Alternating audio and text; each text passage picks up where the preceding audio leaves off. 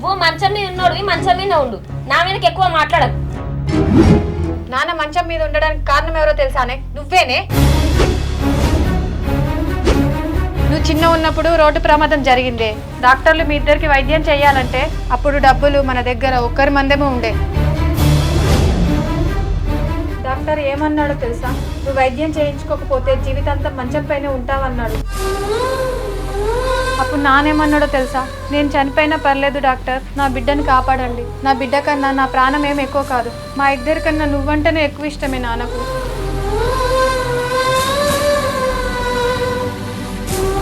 నాన్న, ఈ పాపిష్టి కూతుర్ని క్షమించి నువ్వు నోరు విడిచి నీళ్లు అన్నం అడిగితే నేను ఇయ్యను దాన్ని. నేను ఎన్నో మాటలు అన్నదాన్ని, కానీ నా ప్రాణాలు కాపాడడం కోసం నీ ప్రాణాల సైతం